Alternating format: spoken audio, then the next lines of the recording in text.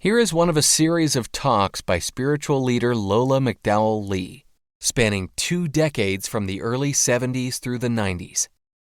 Lola was a Zen Roshi, whose Rinzai lineage included Dr. Henry Platov and renowned Zen master Shigetsu Sasaki. Lola was a religious scholar as well as an ordained Christian minister.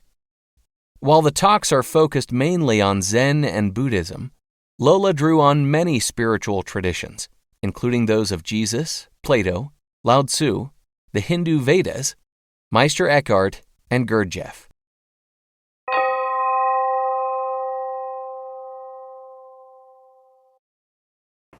And if you can't hear me above the air conditioning, make up your own.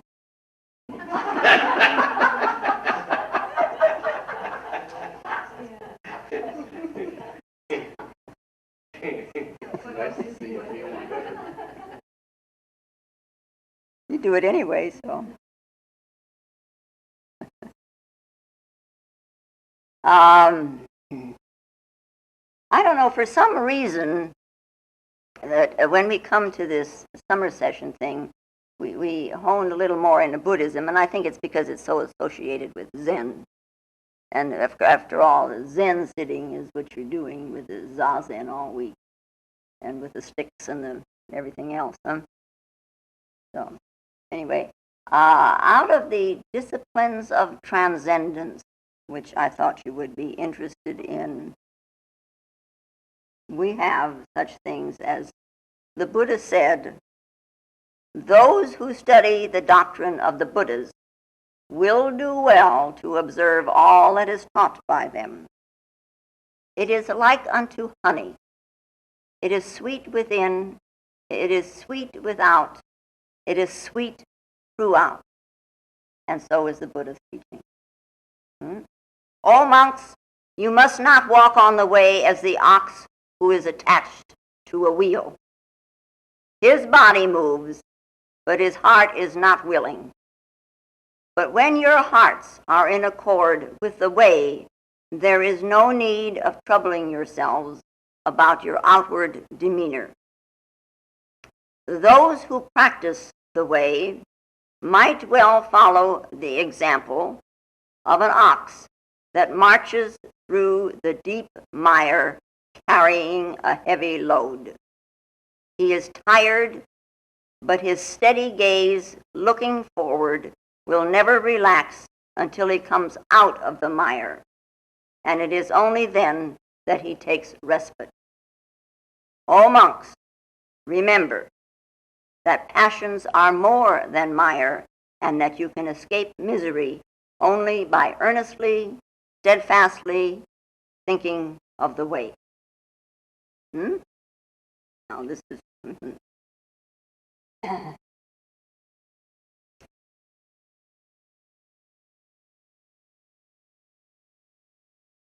I don't know if we have ever given any thought to, or if you have, and maybe you have, that this whole time that we spend here in what is called existence, in this phenomenal world, is a learning experience.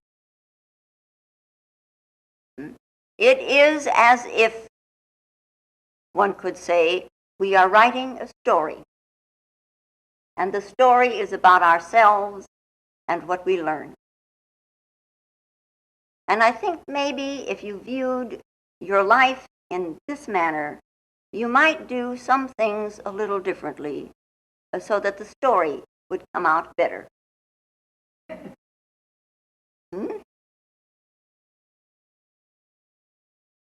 I mean, if every night you had to write down all the experiences that you had during the day and what you learned out of them as to become a part of this story, so that at the end of your life you should sit down and read all of this, and then comes a time when you begin to think, well, I just can't have today I goofed off, today I goofed off, today I goofed off. It should be a little bit different. The learning process that goes into this story that is my life. So, Anyway, this span of time that we have, that we call life, here,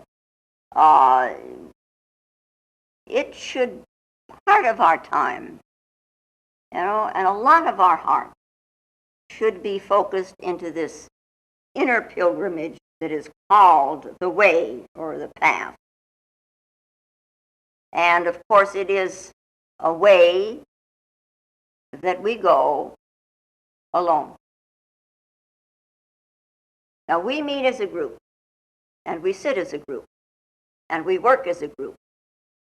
We maybe have become so enjoined in this that we can call ourselves a family. And yet, each one within the group is on his own, and in his own way is seeking the way. In the nature of things, as we find them, this is the only possible way.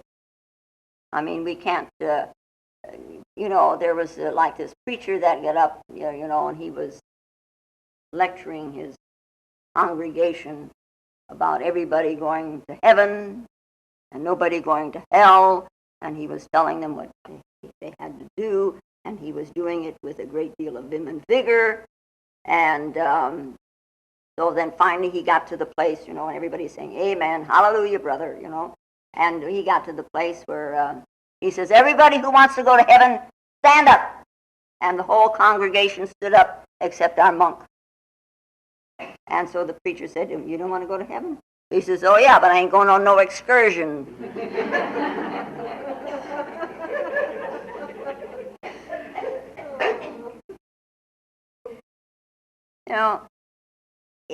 That we do this thing alone, no matter how together we are.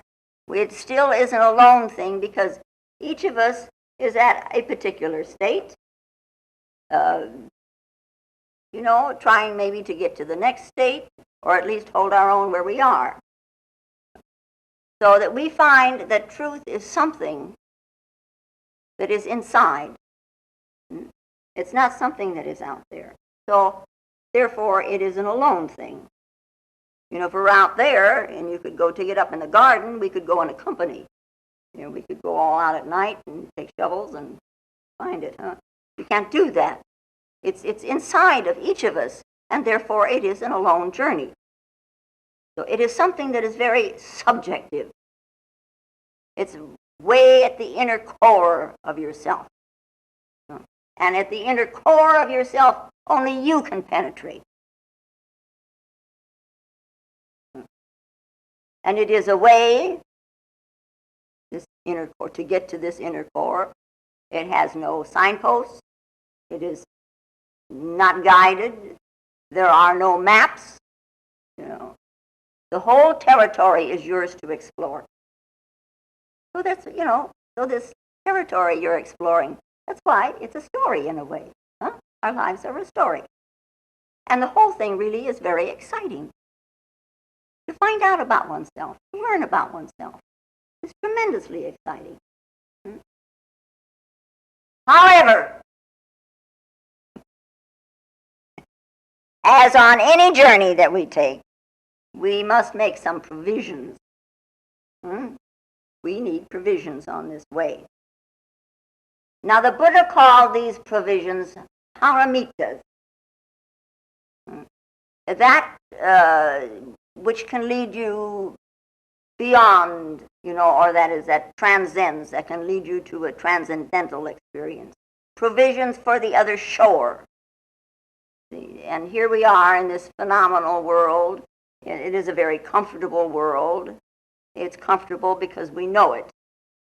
I don't care how miserable your world is, it's comfortable to you because this is what you know, strange as that may seem.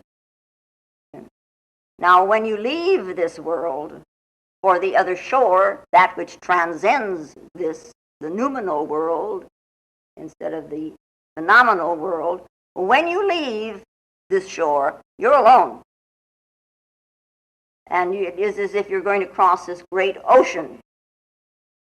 no information that you have gathered, nothing that you have read, nothing that you have seen, nothing that you have heard is going to be of any help.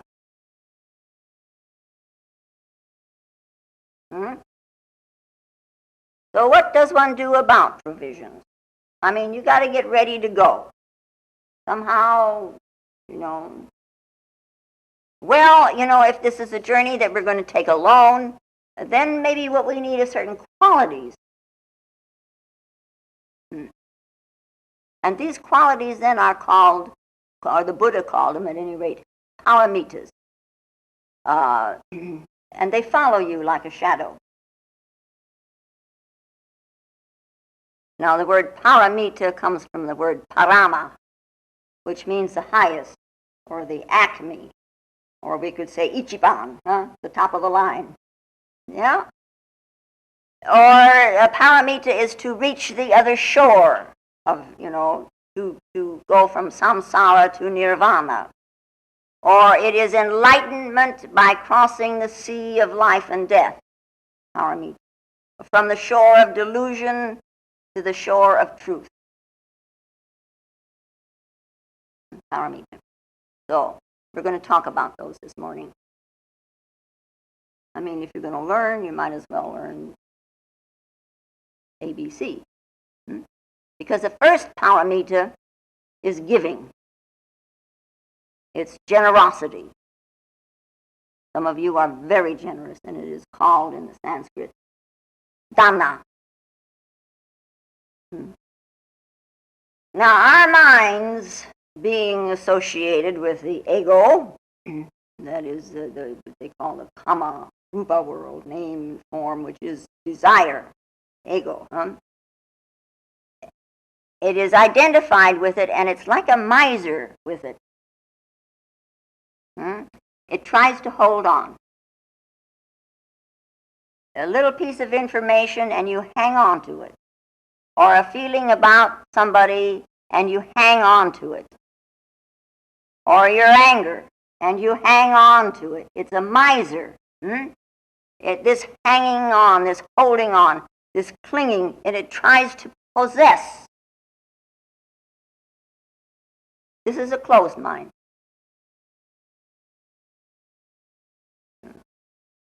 If you're trying to possess something, trying to cling to something, your fist is closed. You're not open. You don't allow any windows and doors to be open so that a little fresh breeze can come through, bring in a little more light. Afraid that what you're clinging to is going to leave or is going to escape you. And no matter how miserable you are in that state, it mustn't leave. It's like our monk, and we dump a lot of things on his head, but he's understanding. But anyway, he went to court one day, and we find him standing in front of the magistrate saying, "This is too much, just too much. I can't tolerate anymore. It's too much. I live with my family in a very small room. I live there, my wife lives there, my 12 children live there. My wife is very possessive. She has a few goats in the house, and the children have a dog. And it is all becoming so dirty, it stinks, and I can't live there anymore. So I've come to ask for a separation." Well, the magistrate looked at him and he says, "But don't you have any windows? Can't you open the windows?" "What? And let my pigeons out?"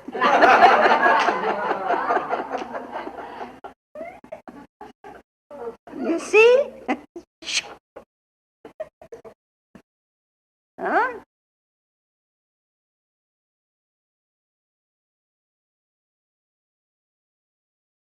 Well, it's not so funny, is it? When one begins in this, sharing must be practiced until it's simply a part of one. When it's a part of one, you can forget about it because you will do it automatically. Share what you have.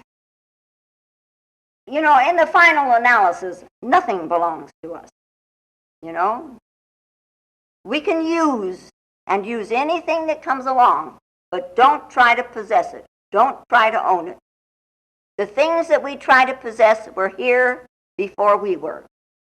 Love was here before we were. We're just sort of joining in with it. Yeah. It will be here when we leave. Who possesses it? It's here. Empty-handed we come, and empty-handed we go, is the old saying. So while you are in this world, don't be like fists. Be open-handed, open-minded. Open-handed is open-minded, Hands are the extension of the mind. That's how science developed more and more. We have thumbs, and they oppose the fingers. And through the use of hands, a lot of thinking came about. Yeah. Now, Buddha doesn't mention what it is that we're supposed to share. Actually, it's not important. You can share a song. You can share a smile. You can share a dance. You can share this feeling of joyousness.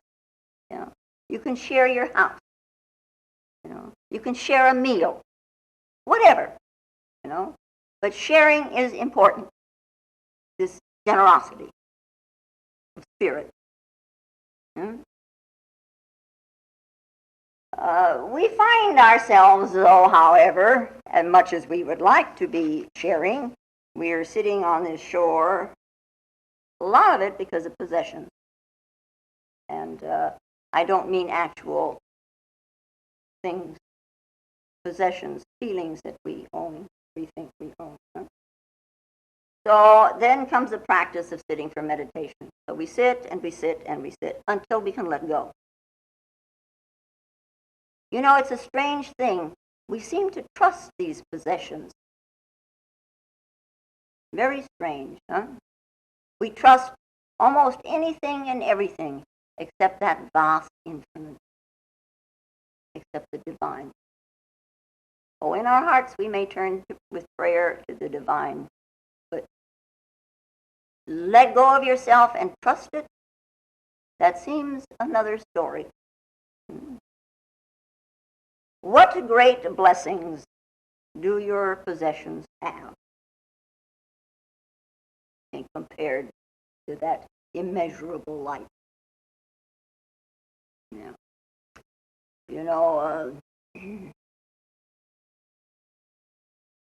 Oscar and Sidney, they had a very profitable little business.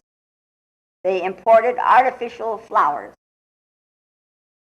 And mainly it was profitable due to their seldom, if ever, paying Uncle Sam. Finally, to their loft came, as it must to all men, the agents of the IRS. Yeah. And there they found Oscar in charge because Sidney was on a buying trip. And so the first agent explained the nature of the visit. Mr. Oscar, you people are doing business and failing to report to the government. And Oscar turned purple. Report? What report? Report? What report? What's to report? Well, the agent said, first of all, we would like to know about your dependents, your exemptions. So Oscar proceeded to tell him about Harriet, his wife, dependent number one, and all the aggravations that she had been to him during his life. And then he got to his son, and the many problems from that scene, which we won't go into. And then dependent number 3 was his daughter. She's a good girl, but she's no beauty, and therefore she's costing a lot of money. I have to get her married off somehow, So finally this agent, despairing of Oscar's private life, said, Mr. Oscar, let's forget all that for a moment and concentrate on the business itself. Like what exactly? Like, how much business are you doing? And what are the assets worth? And how much profit have you made? What? Are you crazy? I don't even tell my partner that.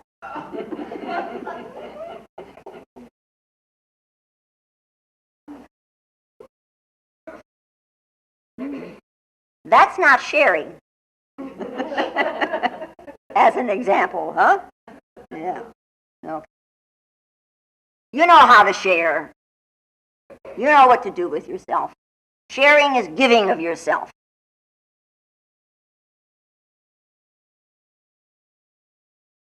So the second now paramita is observing the precepts or observing the commandments. And in a way, this means discipline. It doesn't mean to have a rigid character.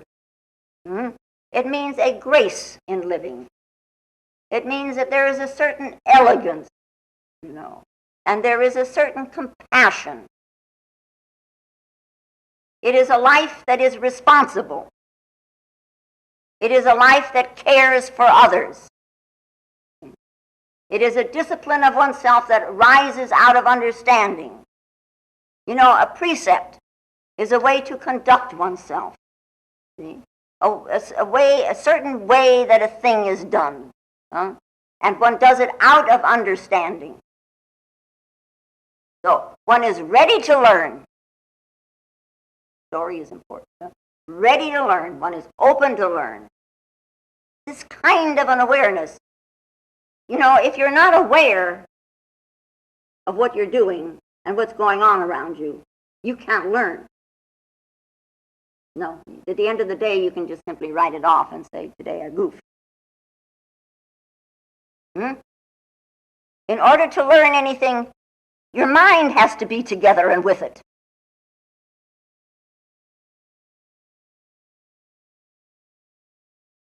I'm full of stories today. Now we're going to talk about Sibyl. And he was a Sufi mystic. And he was asked once by one of his students, who guided you on the path? It's like you would come and say to me, who guided you along the way? Well, you know who did. But this man answered, a dog. One day I saw this dog, and he was almost dead with thirst. And he's standing there at the edge of a pool. And every time he looked in the water, he saw a dog. He saw his reflection. And he became frightened and withdrew. When a dog is ill, it avoids all other dogs. When a cat is ill, it avoids all other cats. Animal is ill, it avoids all animals. They'll tear it to pieces. So here is this dog, so thirsty he can barely stand, and he leans over the water to take a drink, and there's a dog. So he backs up. However, finally his thirst became so great that he threw away the fear, and he leaped into the water. Now, all of him is in the water now, at which point, of course, the other dog vanished. This simply says, the dog found that the obstacle was himself. And in the same way, my own obstacle vanished when I knew that what I took to be myself was simply a reflection and not reality. You learn from a dog. We can learn from anything, anywhere, if the mind is open and it is a learning position. There are 250 commandments or some precepts in the Buddhist tradition for the monks. For the women, there's another 100. He had a little difficulty keeping them under control, I guess. But one learns them, as a discipline. Then when one knows them as a discipline, then you find out There's something more intended than those little words that go running through our head. You know, simply there is a commandment that is in every religion. Thou shalt not kill. So in India, you don't kill a fly, and you don't kill a beetle, and you don't kill a cow or anything like that. But what about you do not kill the Christ within you? How about that? You know, one learns first. We learn first as children, and then we learn as grown-ups, you know. And if we discipline ourselves, you know, the capacity to learn rises. And this capacity to learn is not something that you can borrow. You know, you can't go to the store and say, I'll have so many of these, and here's $1. No. It's the same thing, you know. You don't go to a mirror and ask the mirror how many people it has reflected. No.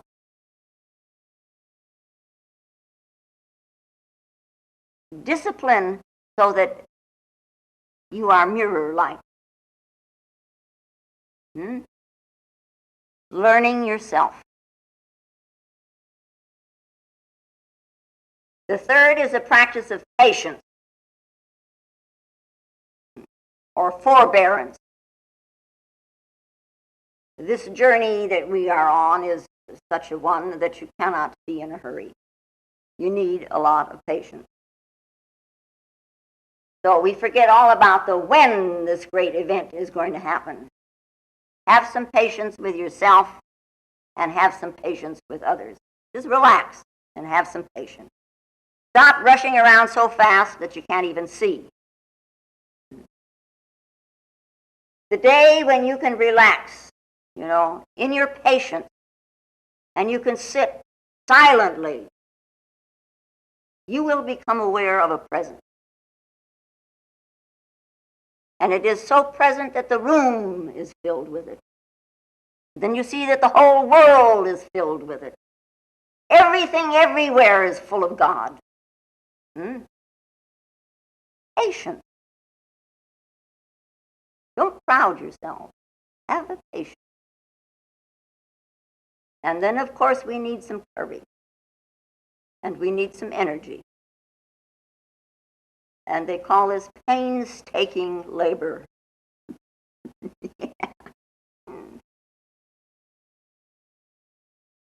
We should not waste life's energy unnecessarily. I mean, we have a wing-ding here and a wing-ding there, and you've thrown it away. One should not have leakages, either in the mind or as far as one's energy is concerned. You know, we run around and we're always leaking out. Buddha sat under a Bodhi tree doing what?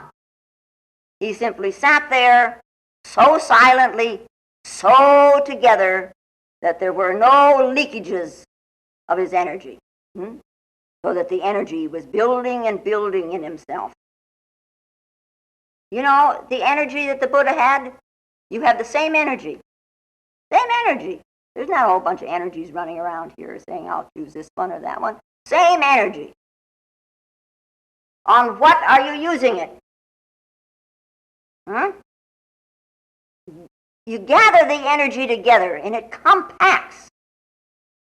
And there is a quality about you that changes because of this compacted energy. Painstaking labor. Then we come to meditation, which is also called silence. It is also tranquility and the virtue of calmness. So one allows it to penetrate one's life more and more. I mean, it isn't that you always are in the sitting position. There are all different kinds of postures, Buddhist postures. Don't create unnecessary occupations. One is silent, one becomes more collected, one becomes more centered, one becomes more fulfilled. Are you all getting chilly? Oh, just the two of you.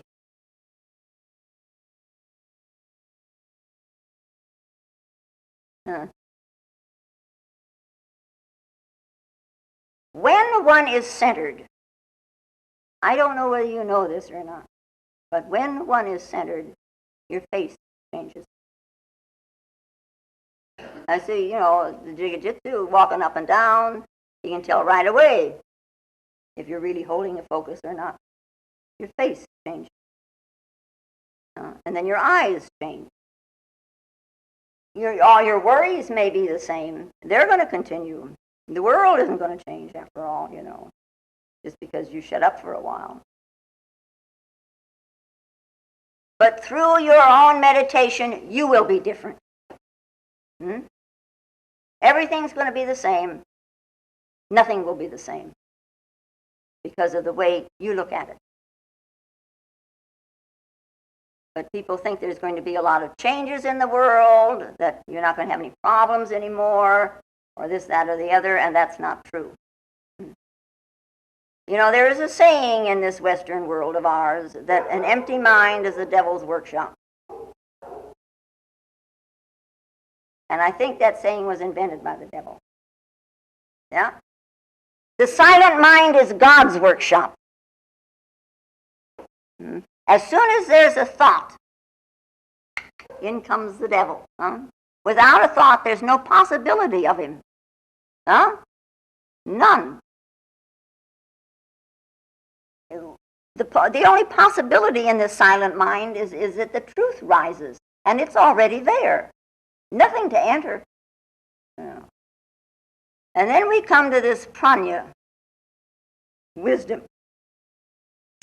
And if one attains wisdom, one answers a great many questions about the universe and about your individual life.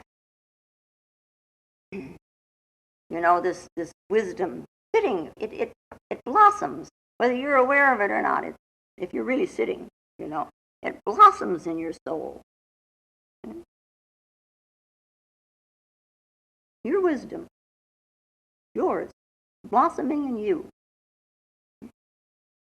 It's like the old, there's a koan about it, like the little monk who's leaving the Roshi, his quarters. He'd been in there talking to the Roshi for a while. And it was a very dark night, and it was very late, and the monk was a little bit apprehensive because he had to pass through a dark forest on his way to his own quarters. So the Roshi saw this fear, and he asked him, he says, "Are you afraid of the darkness?" "Yes, I'm afraid." So the Roshi said, "Don't be afraid." And he lit a candle, and he gave it to him. And as the monk was walking out the door, the Roshi blew it out.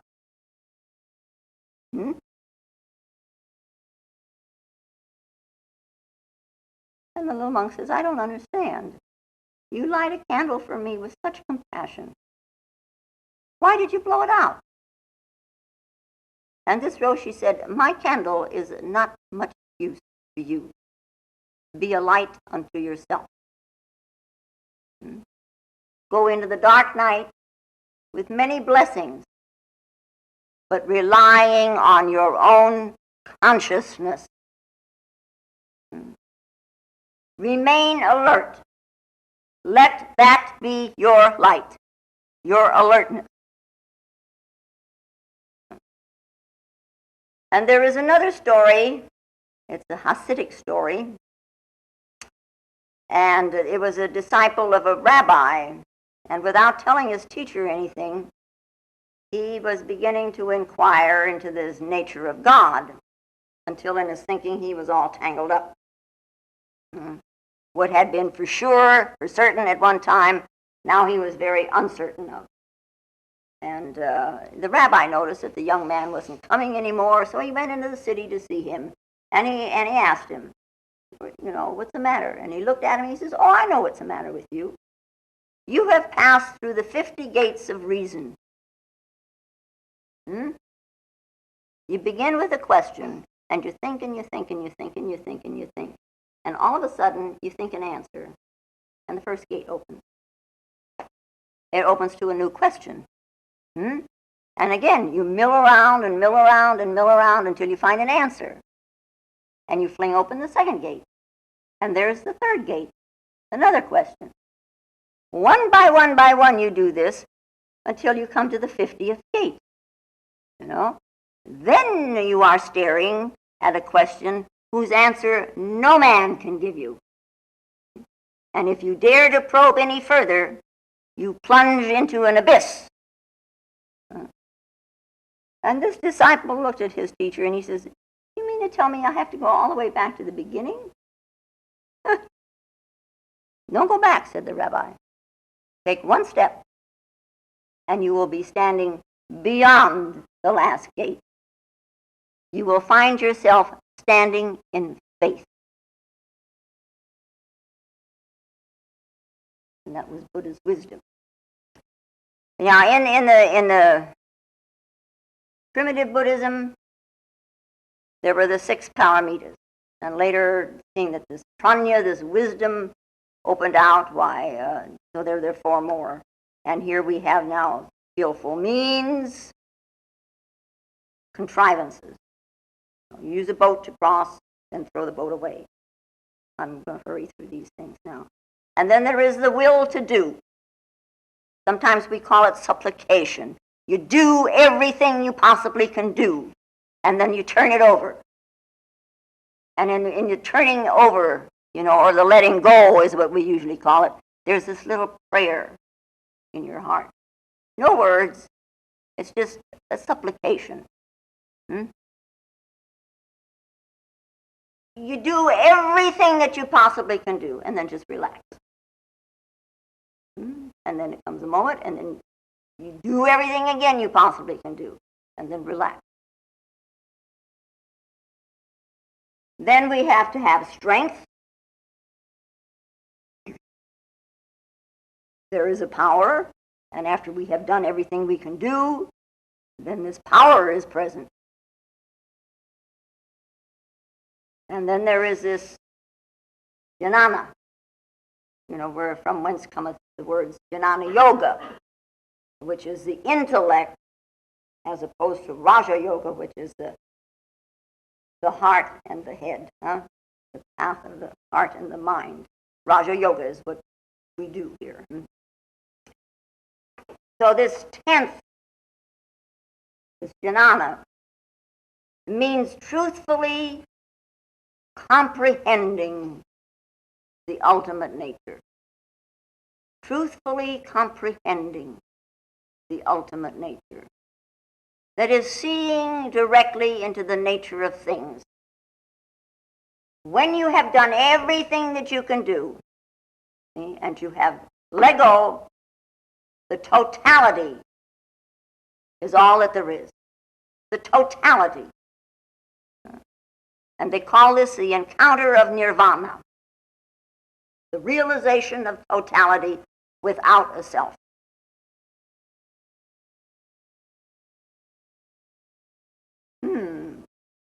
O monks, you must not walk on the way as the ox that is attached to the wheel. His body moves, but his heart is not willing. Well, I think we all know about this. If you're ready to move to the other shore without looking back, having no regrets at the possessions you're going to leave, that when you come back to them, you're no longer going to own them. All you're going to have is use of them. If you can do that, then you're ready. Then your heart is in accord with the way. And you don't go reluctantly then. You don't go with a lot of resistance then. Some of us have a great deal of resistance against this thing. It's almost as if you're going against yourself. So you simply move with the stream like you're a log in the river. Just move with it. Good energy is in you. Just move with it. Those who practice the way might well follow the example of an ox. Here's for this week. that marches through the deep mire carrying a heavy load. He is tired, but his steady gaze, looking forward, will never relax until he comes out of the mire, and it is only then that he takes respite. Zenists say that the effortless effort is needed. It's a harmony of effort and no effort. To do, and then to let go. If you rely only on your own effort, you may never reach. If you rely only on God's grace, you may never reach. It's got to be both.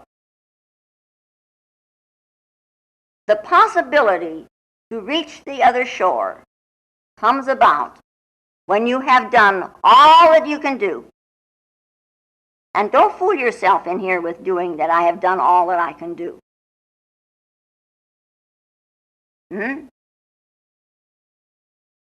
Do each thing that you can do, and then do some more.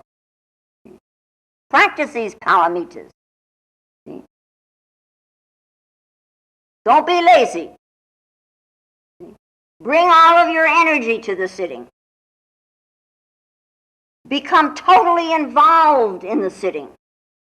That is, totally involved in yourself without a thought. And surrender when you have done all that you can do. And there's two types of sitters. One says, well, it's going to happen by grace. Well, of course it does. But, this one says, well, it'll happen when God wants it to happen. All I have to do is just sit here and wait. Well, that kind of waiting is impotent, huh? They haven't even taken the first step. They're just sitting, waiting. Goes nowhere. Then there are those who say, well, it's going to happen by my effort. I have to do it. I am the one that's important, and I am doing this thing, and I will do it all the way through. And feeling almost as if the whole universe is very indifferent to them. And this isn't true. Reality is just in the middle of these two stances. First, make all the effort that you can. Go to the very end. Genuine, sincere effort. Don't fool yourself. It's hard work effort. And then let go. It's like it's a struggle plus a surrender. And it brings you home. Of course, you're already there. You don't know it. Know it.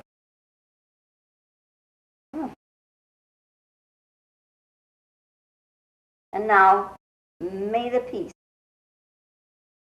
and the power that passeth all understanding hold us and keep us in the love of the Christed consciousness while we are seemingly separate one from another. And I do thank you very much, and I will see you at 7:30. If you find Lola's talks valuable, more will be posted in weeks to come.